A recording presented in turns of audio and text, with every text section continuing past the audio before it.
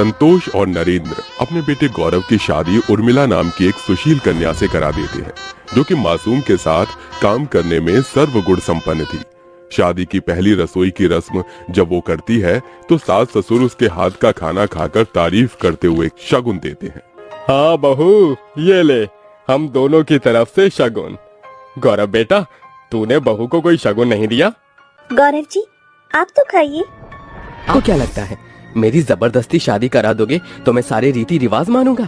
बिल्कुल नहीं। और तुम तो मुझसे दूर रहो, मुझे तुम्हारे साथ का कुछ भी नहीं खाना। बेटा, कैसी बातें कर रहा है? बहू से तेरी शादी हो चुकी है, तुझे उसे अपनी पत्नी के स्वरूप में अपनाना ही होगा।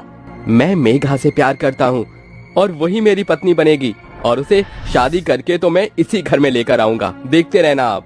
गौरव, आप क्या कह रहे हैं? ये आप किसी और से प्यार करते हैं? मुझसे जबरदस्ती शादी हुई है आपकी? हाँ, ये सच है, और तुम इसे जितना जल्दी स्वीकार कर लोगे तुम्हारे लिए इतना ही अच्छा होगा।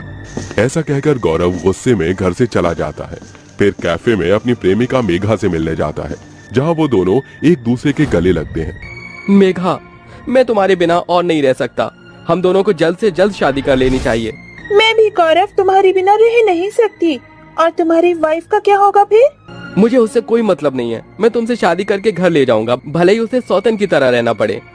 इस तरह कुछ दिन गौरव और मेघा एक दूसरे से छुप छुप कर मिलते हैं। वहीं गौरव घर के अंदर सबसे कटा कटा सा रहता है और सबसे ज्यादा बुरा बर्ताव वो उर्मिला के साथ करता है। यदि उर्मिला उसे चाय भी देती थी तो वो चाय का कप फेंक दिया करता था, लेकिन उर्मिला उसकी सारी नफरत झेलकर उसके घर का, माता पिता का, सबका ख्याल बखूबी रख रही थी। अगले दिन वो मेघा के साथ शादी करके घर लौटता है। दरवाजे पर दोनों को शादी के जोड़े में देखकर उर्मिला की आंखों से आंसू टप टप बहने लगते हैं। देखो माँ जी, मेरी सौतन आ गई।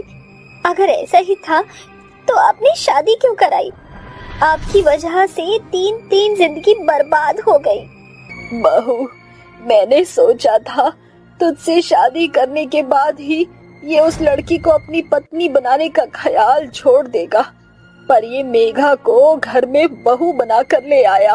अब हमारे पास मेघा को अपनाने के अलावा कोई चारा नहीं है। मेरा कोई स्वागत करेगा या मैं यूं ही दरवाजे पर खड़ी रहूं? आखिर मेरे पैरों में भी दर्द होता है। अरे माँ जी, जरा गृह प्रवेश तो कीजिए। माँ प्लीज कर दीजिए। ये कहकर मन मार के संतोष को घमंडी नई सौतन बहू का गृह प्रवेश कराना ही पड़ता है। चलो, गृह प्रवेश तो हो गया, अब मुझे हमारे रूम में भी लेकर चलो।